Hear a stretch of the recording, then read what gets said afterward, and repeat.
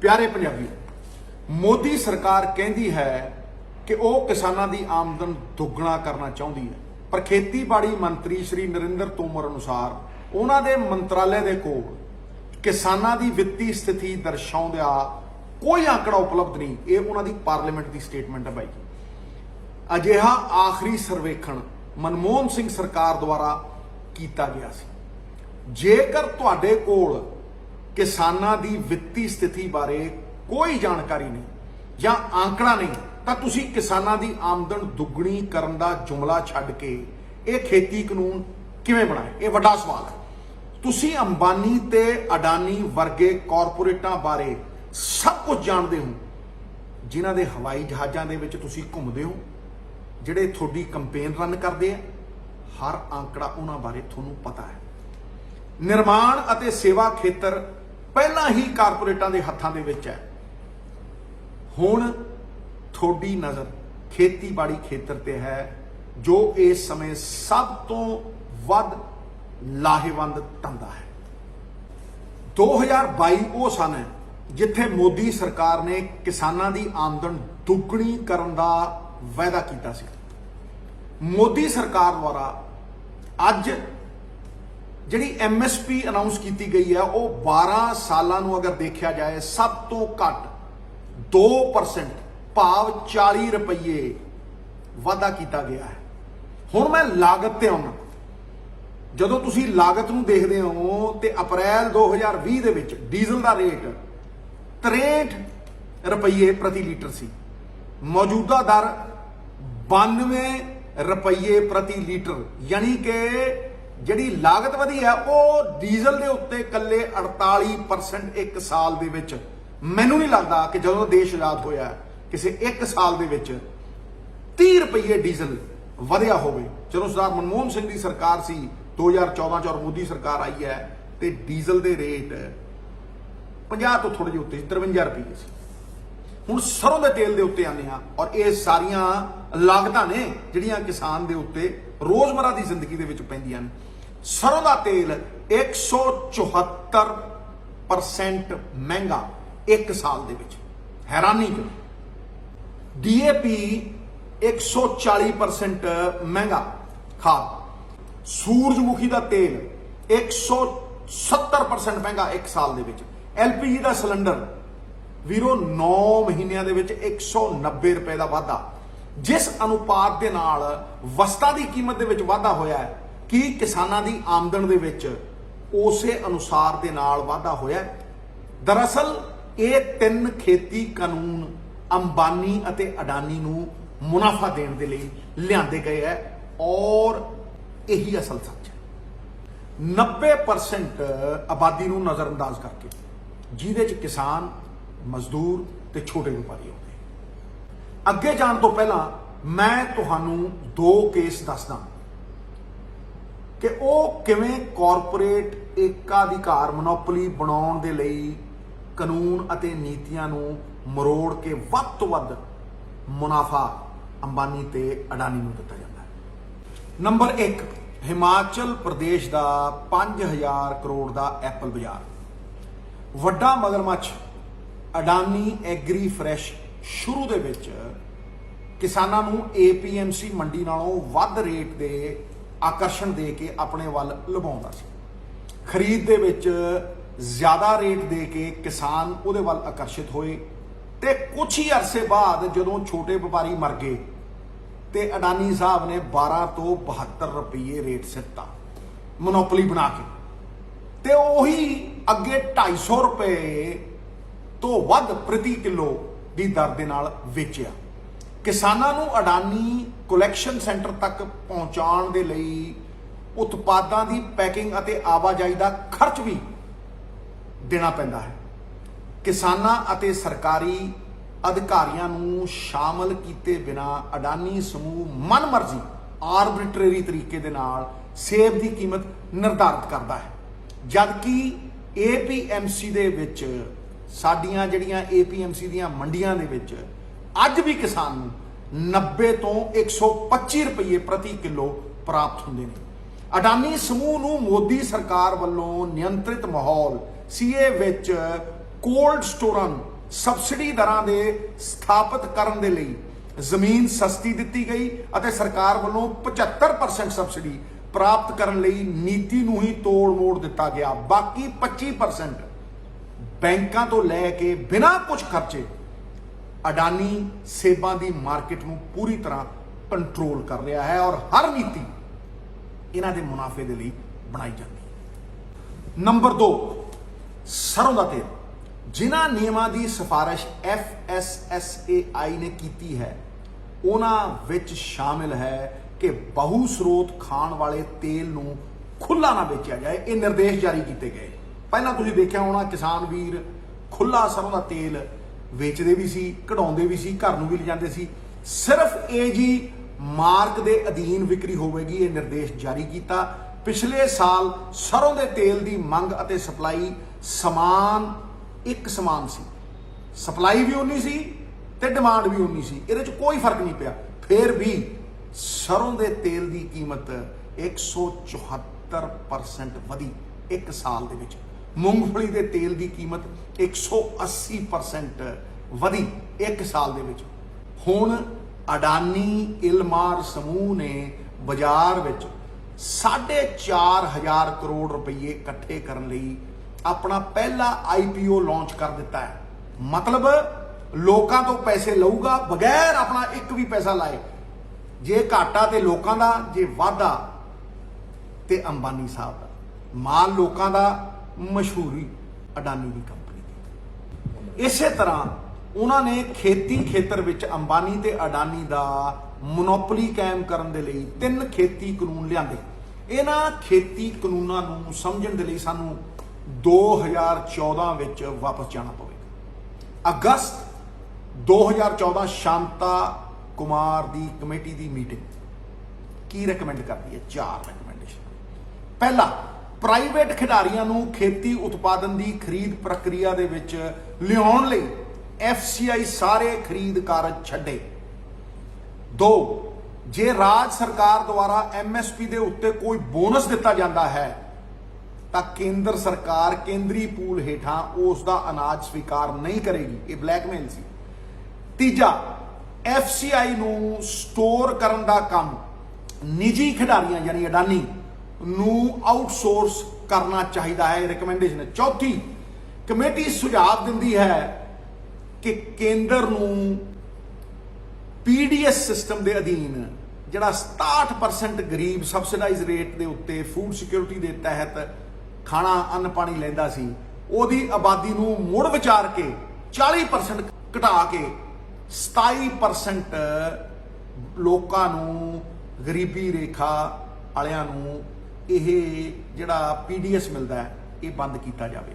ਇਹਦਾ ਨਾ ਕੋਈ ਆંકੜਾ ਹੈ, ਨਾ ਕੋਈ ਰਿਕਾਰਡ ਹੈ ਤੇ ਨਾ ਕੋਈ ਫਿਗਰਸ ਨੇ ਜਿਸ ਤਹਿਤ ਇਹ ਪਤਾ ਲੱਗੇ ਕਿ ਕੌਣ ਅਮੀਰ ਹੈ ਤੇ ਕੌਣ ਗਰੀਬ ਹੈ। ਇਹਦਾ ਕੋਈ ਰਿਕਾਰਡ। ਨੰਬਰ 5, ਇਹਨਾਂ ਸਿਫਾਰਿਸ਼ਾਂ ਨੂੰ ਪੜ੍ਹੋ ਅਤੇ ਇਸ ਦੀ ਤੁਲਨਾ ਮੌਜੂਦਾ ਖੇਤੀ ਕਾਨੂੰਨਾਂ ਅਤੇ FCI ਦੀ ਹਾਲਤ ਦੇ ਨਾਲ ਕਰੋ। ਇਹਨਾਂ ਸਿਫਾਰਿਸ਼ਾਂ ਨੂੰ 2 ਹਿੱਸਿਆਂ ਦੇ ਵਿੱਚ ਵੰਡਿਆ ਜਾਂਦਾ ਹੈ। ਭਾਗ 1 ਤੋਂ 3 ਜਿਹੜੀਆਂ ਸਿਫਾਰਿਸ਼ਾਂ ਕੀਤੀਆਂ ਗਈਆਂ ਨੇ ਉਹ ਰਿਟੇਲ ਬਾਜ਼ਾਰ ਨੂੰ, ਪਰਚੂਨ ਬਾਜ਼ਾਰ ਨੂੰ ਨਿਯੰਤਰਣ ਕਰਨ ਲਈ ਸਟੋਰੇਜ, ਪ੍ਰੋਕਿਉਰਮੈਂਟ ਅਤੇ ਪ੍ਰਬੰਧਨ, ਭੰਡਾਰਨ, ਖਰੀਦ ਅਤੇ ਲੌਜਿਸਟਿਕਸ ਦੇ ਨਾਲ ਸੰਬੰਧਿਤ ਹੈ।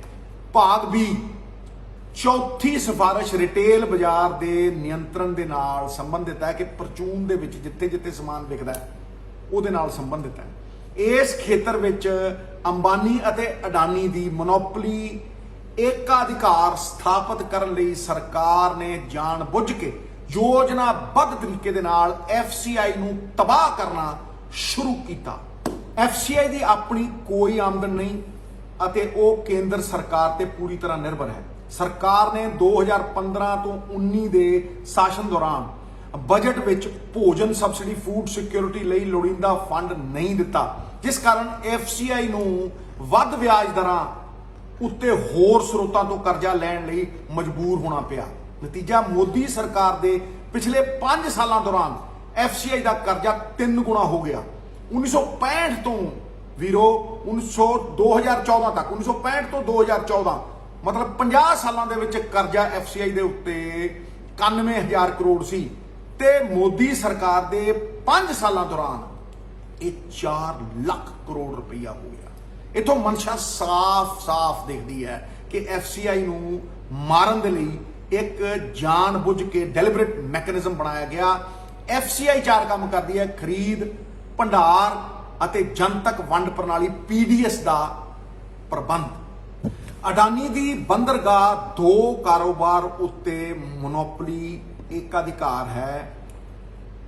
ਉਹ ਰੇਲਵੇ ਰੈਕ ਅਤੇ ਅਨੇਕਾਂ ਸਾਈਲੋਆਂ ਦਾ ਮਾਲਕ ਹੈ।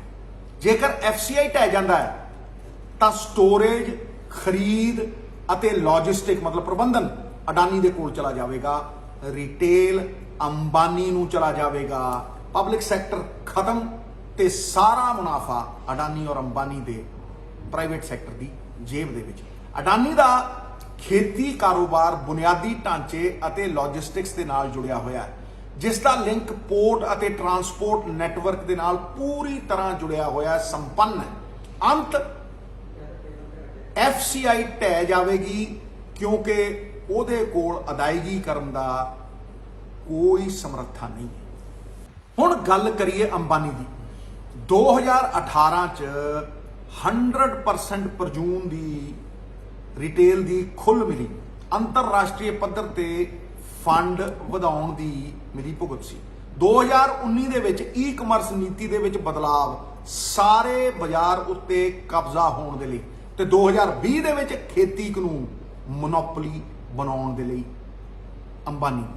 FDI ਜਿਹੜੀ ਫੋਰਨ ਡਾਇਰੈਕਟ ਇਨਵੈਸਟਮੈਂਟ ਹੈ, ਵਿਦੇਸ਼ੀ ਲੋਕ ਜਿਹੜੇ ਇਨਵੈਸਟਮੈਂਟ ਕਰ ਸਕਦੇ, ਪਹਿਲਾਂ ਪਰਚੂਨ ਵਿੱਚ ਸਿਰਫ 49% ਦੀ ਆਗਿਆ ਸੀ, ਜਿਸ ਵਿੱਚ 30% ਸਮਾਨ ਸਥਾਨਕ ਪੱਧਰ ਦੇ ਉੱਤੇ ਖਰੀਦਣਾ ਇਹ ਲਾਜ਼ਮੀ ਸ਼ਰਤ ਸੀ ਤਾਂ ਕਿ ਛੋਟੇ ਵਪਾਰੀ ਆਪਣੀ ਦੁਕਾਨਦਾਰੀ ਪਰਚੂਨ ਦੀ ਕਰਦੇ ਰਹਿਣ। ਹੁਣ ਸਥਾਨਕ ਤੌਰ ਤੇ ਜਦੋਂ ਹੀ BJP ਦੀ ਸਰਕਾਰ ਆਈ, ਸਥਾਨਕ ਤੌਰ ਦੇ ਉੱਤੇ ਸਮਾਨ ਖਰੀਦਣ ਦੇ ਲਈ ਕੋਈ ਲਾਜ਼ਮੀ ਸ਼ਰਤ ਨਹੀਂ ਅਤੇ FDI ਵਿੱਚ 100% ਇਜਾਜ਼ਤ ਦਿੱਤੀ ਗਈ ਰਿਟੇਲ ਸੈਕਟਰ ਦੇ ਵਿੱਚ। ਇਹਦਾ ਮਤਲਬ ਸੀ ਕਿ ਜਿੰਨੀਆਂ ਵੱਡੀਆਂ ਮੱਛੀਆਂ ਨੇ ਉਹਨਾਂ ਨੂੰ ਛੋਟੀਆਂ ਨੂੰ ਨਿਗਲਣ ਦੀ ਪੂਰੀ ਤਰ੍ਹਾਂ ਲੀਗਲ ਇਜਾਜ਼ਤ ਹੈ। ਛੋਟੀਆਂ ਨੂੰ ਮਾਰੋ, ਛੋਟੇ ਵਪਾਰੀ ਨੂੰ ਮਾਰੋ ਔਰ ਵੱਡੇ ਇੱਕਾ ਦੁੱਕਾ ਸਥਾਪਿਤ ਕਰੋ। ਦੇਸ਼ ਦੀ ਈ-ਕਾਮਰਸ ਨੀਤੀ ਦੇ ਨਿਰਮਾਤਾ ਅੰਬਾਨੀ ਸਾਹਿਬ ਨੇ। ਨੀਤੀ ਇਸ ਤਰੀਕੇ ਦੇ ਨਾਲ ਡਰਾਫਟ ਕੀਤੀ ਗਈ ਹੈ ਕਿ ਸਭ ਤੋਂ ਵੱਡੇ ਪਲੇਅਰ ਜਿਹੜੇ ਸੀਗੇ ਫੇਸਬੁੱਕ, WhatsApp, ਉਹਨਾਂ ਨੇ 44,000 ਕਰੋੜ ਰੁਪਈਆ ਅੰਬਾਨੀ ਸਾਹਿਬ ਦੀ ਰਿਟੇਲ ਦੇ ਵਿੱਚ ਇਨਵੈਸਟ ਕਰ ਦਿੱਤਾ। ਇਹਦਾ ਪੂਰਾ ਪ੍ਰਮਾਣ ਹੈ ਕਿ ਭਾਈ ਸਾਰੀਆਂ ਨੀਤੀਆਂ ਇਸ ਤਰੀਕੇ ਨਾਲ ਘੜ ਕੇ ਸਾਰੀ ਵਾਗਡੋਰ, ਸਾਰਾ ਪ੍ਰਬੰਧਨ ਜਿਹੜਾ ਆਨਲਾਈਨ ਖਰੀਦਦਾ ਹੈ ਉਹ ਅੰਬਾਨੀ ਸਾਹਿਬ ਨੂੰ ਦਿੱਤਾ ਗਿਆ। ਜਦੋਂ ਤੁਸੀਂ ਫੇਸਬੁੱਕ, WhatsApp ਤੇ ਅੰਬਾਨੀ ਦਾ ਸ਼ੇਅਰ, ਮਾਰਕੀਟ ਸ਼ੇਅਰ ਲਾਓਗੇ ਆਨਲਾਈਨ ਟ੍ਰੇਡਿੰਗ ਦੇ ਵਿੱਚ, ਜਿਹੜਾ ਕਿ ਫਿਊਚਰ ਹੈ ਕਿਉਂਕਿ ਖਰੀਦਦਾਰੀ ਹੁਣ ਆਨਲਾਈਨ ਹੀ ਹੁੰਦੀ ਹੈ, ਉਹ 110 ਕਰੋੜ ਲੋਕਾਂ ਨੂੰ ਇਨਫਲੂਐਂਸ ਕਰਦਾ ਹੈ। ਇਹਦਾ ਮਤਲਬ 90% ਦੇਸ਼ ਦੀ ਆਨਲਾਈਨ ਮਾਰਕੀਟ ਦੇ ਉੱਤੇ ਮੁਕੇਸ਼ ਅੰਬਾਨੀ ਦਾ ਕਬਜ਼ਾ ਨਿਸ਼ਚਿਤ ਕਰਤਾ ਸਰਕਾਰ। ਹੁਣ ਆਈਏ ਅਕਾਲੀ ਦਲ ਦੀ ਭੂਮਿਕਾ ਦੇ ਉੱਤੇ, ਜਿਹੜੇ ਮਗਰਮੱਛ ਦੇ ਆਂਸੂ ਬਹਾ ਰਹੇ ਨੇ। ਜਦੋਂ ਇਹ ਆਰਡੀਨੈਂਸ ਆਏ ਤੇ 1 ਮਹੀਨੇ ਬਾਅਦ 2020 ਦੇ ਵਿੱਚ ਜੁਲਾਈ 'ਚ ਆਲ ਪਾਰਟੀ ਮੀਟਿੰਗ ਚੰਡੀਗੜ੍ਹ ਦੇ ਵਿੱਚ ਹੋਈ ਤੇ ਸਰਦਾਰ ਸੁਖਬੀਰ ਸਿੰਘ ਬਾਦਲ ਨੇ ਮੋਦੀ ਸਰਕਾਰ ਦਾ ਪੂਰੀ ਤਰ੍ਹਾਂ ਪੱਖ ਪੂਰਿਆ, ਟਿਕਾ ਕੇ ਪ੍ਰਸ਼ੰਸਾ ਕੀਤੀ ਔਰ ਉਹਦੇ ਵਿੱਚ ਕਿਸਾਨ ਯੂਨੀਅਨਾਂ ਵੀ ਸੀ ਔਰ ਹਰ ਪਾਰਟੀ ਮੌਜੂਦ ਸੀ। ਜਦੋਂ ਰੈਜ਼ੋਲੂਸ਼ਨ ਪਿਆ ਸੈਂਟਰ ਦੀ ਸਰਕਾਰ ਦੇ ਖਿਲਾਫ ਤਾਂ ਇਹਨੇ ਆਪਣੇ ਆਪ ਨੂੰ ਵਿਡਰਾਅ ਕੀਤਾ। ਇਹ ਤੁਹਾਨੂੰ ਯਾਦ ਕਰਾਉਣਾ ਚਾਹੁੰਦਾ, 3 ਖੇਤੀਬਾੜੀ ਕਾਨੂੰਨ ਸੁਖਬੀਰ ਸਿੰਘ ਬਾਦਲ ਨੇ ਸੀਨੀਅਰ ਲੀਡਰਸ਼ਿਪ ਸਮੇਤ ਪ੍ਰੈਸ ਕਾਨਫਰੰਸਾਂ ਕੀਤੀਆਂ ਅਤੇ ਖੁੱਲ੍ਹੇਆਮ ਖੇਤੀ ਕਾਨੂੰਨਾਂ ਦੀ ਪ੍ਰਸ਼ੰਸਾ ਕੀਤੀ। 3 ਸਤੰਬਰ 2020 ਨੂੰ ਪ੍ਰਕਾਸ਼ ਸਿੰਘ ਬਾਦਲ ਨੇ ਮੋਦੀ ਸਰਕਾਰ ਦੇ ਪੱਖ ਦੇ ਵਿੱਚ ਆਪਣਾ ਵੀਡੀਓ ਅਪਲੋਡ ਕੀਤਾ, ਜਨਤਕ ਹੈ, ਕੋਈ ਵੀ ਦੇਖ ਲਵੇ। ਤੇ ਫਿਰ ਖੇਤੀ ਕਾਨੂੰਨ 7 ਸਤੰਬਰ 2020 ਹਰਸਿਮਰਤ ਬਾਦਲ ਨੇ ਸੋਸ਼ਲ ਮੀਡੀਆ ਤੇ ਆਪਣਾ ਵੀਡੀਓ ਅਪਲੋਡ ਕੀਤਾ ਔਰ ਖੇਤੀ ਕਾਨੂੰਨਾਂ ਦੀ ਡਟ ਕੇ ਪ੍ਰਸ਼ੰਸਾ ਕੀਤੀ। ਇਹ 3 ਸਤੰਬਰ ਨੂੰ 7 ਸਤੰਬਰ ਨੂੰ ਕਰ ਰਹੀ ਹੈ ਤੇ 17 ਸਤੰਬਰ ਨੂੰ ਹਰਸਿਮਰਤ ਬਾਦਲ ਅਸਤੀਫਾ ਦਿੰਦੀ ਹੈ।